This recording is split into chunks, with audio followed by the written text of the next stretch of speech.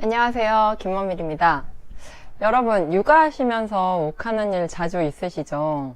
저도 한때 정말 심했는데요. 아이를 키우다 보면 아이의 나이에 따라 엄마 마음속에 있는 내면 아이 나이도 달라지는 것 같아요. 이게 무슨 얘기냐면 아이가 이제 막 태어났어요. 그러면 우리나라 나이는 1살이지만 0살이잖아요. 실제로는 지구에 온 지 이제 뭐 며칠밖에 안 되는 정말 갓난아기잖아요. 그럴 때는 아이를 막 이렇게 보살펴줘요. 그러면 내 마음 안에도 그 아이가 고스란히 있는 거죠. 근데 아이가 이제 말을 좀 하고 자기 고집이 생기고 이런 한 3살, 거의 이제 새돌이 가까이 되면 그때는 저도 이제 제 안에도 그 3살짜리 아이가 생기는 거예요. 그걸 어떻게 알 수 있냐면 애들이랑 이렇게 얘기를 하다 보면 완전히 초딩 모드가 될 때가 있어요. 근데 말이 초딩이지, 제가 둘째는 지금 이제 32개월인데 거의 32개월이랑 저랑 싸울 때가 있고요. 저희 첫째는 이제 초등학교 1학년인데 초등학교 1학년이랑 저랑도 똑같이 싸울 때가 있어요. 그리고 특히나 제가 눈에 밟히는 건 제가 둘째한테 하는 방식을 그대로 카피 앤 페이스트해서 첫째가 둘째한테 할 때 그게 그렇게 얄미울 수가 없는 거예요. 아마도 내 안에 있는 32개월이 그 첫째한테 야단을 맞는 기분이 들어서 그렇지 않나 싶은데요.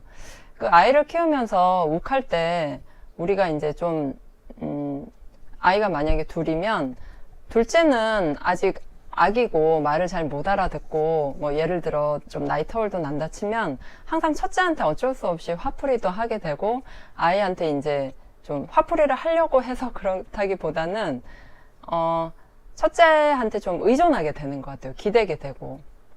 그래서 어떻게 보면 내 안에 있는 둘째의 그 어리광을 첫째한테 부리는 거, 둘째의 히스테리를.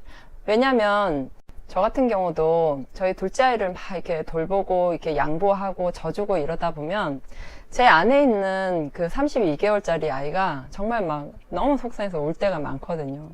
근데 그런 걸 안 지 저도 얼마나 안 됐어요. 그래서 그 32개월짜리 아이가 그 어떻게 보면 그 저희 첫째한테 정말 왜 그러는 거야 라고 아마 그렇게 투정을 할 때도 많은 것 같아요. 우리는 보살피고 싶어 하는 마음이 있고 보살핌을 또 받고자 하는 마음이 있어요. 그죠? 근데 그런 아이들한테는 아무래도 엄마가 져주거나 아니면 아이한테 맞춰주거나 이런 시기가 또 한창 한 5살까지는 그렇게 가잖아요. 훈육을 아무리 해도 아이가 엄마 훈육 시작했으니까 너는 내 말 무조건 잘 듣는 아이 이렇게 안 되잖아요. 그러다 보면 내적 갈등도 많아지고 그런 내가 저렇게 보살펴 주는데 왜 이렇게 보상이 안 따라주지 이런 생각들을 하게 보면 나도 누구한텐가 보살핌을 받고 싶은 마음이 있는데 그 아이는 제로 상태. 내가 누군가를 이제 보살피는 마음은 거의 100%로 꽉 찬 거죠. 그러니까 이런 것 같아요. 어떤 욕구의 균형. 그러니까 내 아이를 키우면서 내가 누군가를 돌봐야겠다, 보살펴야겠다 하는 마음은 100% 이제 다 썼어요. 여긴 더 쥐어짜도 나올 게 없어.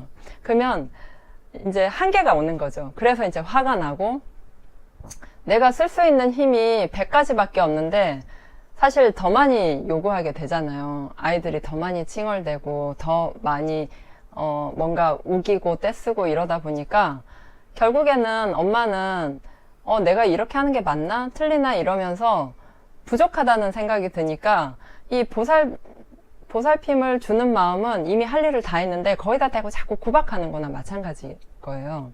그러니까 우리가 애들 야단치면 토라지고 이러듯이 이 보살피는 마음은 보살피는 마음은 이미 지치고 토라지고 무기력해지고 해서 힘이 다 빠지고 반면에 어때요? 내 안에 보살핌을 받고 싶은 마음은 하나도 보상을 못 받아요. 그래서 엄마들이 이제 술도 마시고 수다도 떨고 이렇게 하지만 실제로 이 보살핌을 받고 싶은 마음이 가장 많이 느끼고 싶은 건 연결감, 유대감, 그리고 어떤 위안과 격려, 칭찬 이런 거잖아요. 근데 우리가 위안이나 격려, 칭찬 이런 거는 누구한테 받을 수 있겠어요? 남편한테 받으면 좋지만 남편은 도움이 좀 안 되는 경우가 많지 않나요?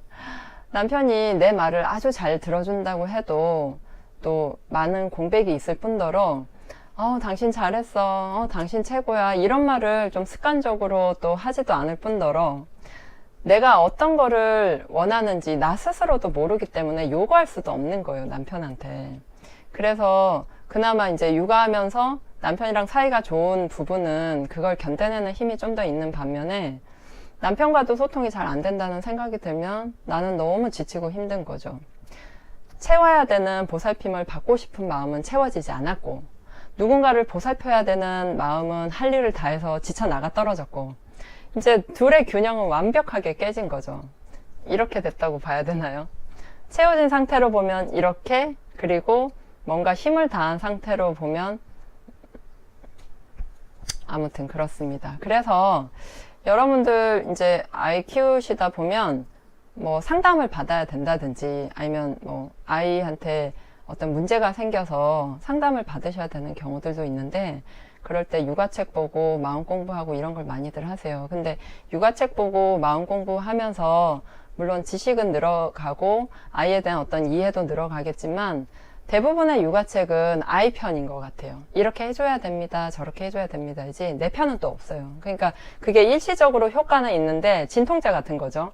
일시적으로 효과는 있는데 그게 계속되지는 않는 거예요. 그러면 어떻게 해야 되냐? 나 사랑하기, 그리고 나를 즐겁게 하기, 이런 걸 많이 하셔야 돼요.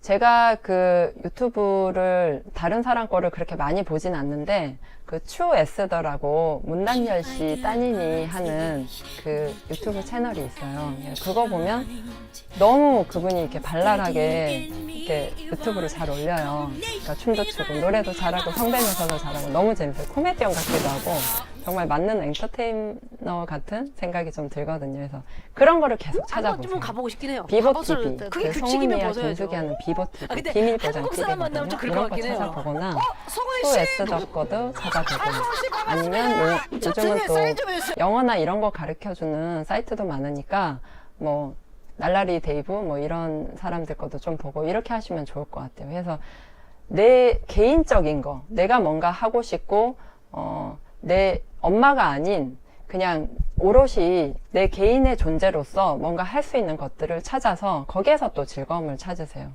왜냐면 엄마는 하나의 나의 정체성이고 역할인데, 보통 이제 아이들이 어리고 이러면 그 정체성이 거의 80~90%는 엄마라는 프레임 안에 갇혀 있다 보니까 내가 숨 쉴 공간이 없는 거예요. 내 개인으로서의 어떤 존재할 공간이. 그래서 우리가 집안에서 가족들이랑 다 생활을 하는데 내 자리가 저 구석에 이렇게 지금 제가 앉아있는 공간만큼의 자리밖에 없다고 한번 상상을 해보세요. 거기서 조금이라도 나갈 수가 없다고 생각을 했을 때 우리는 얼마나 답답하고 화나고 정말 짜증스럽고 부당하다고 여기고 이렇겠어요. 근데 지금 아이들을 키우는 내 자신의, 내 안의 마음 상태가 지금 그런 거라고요. 엄마가 이 마음이 이만하면 엄마가 거의 다 차지하고 있는 거예요. 그리고 나는 저 구석에서 찌그러져 있으니까 당연히 힘들죠.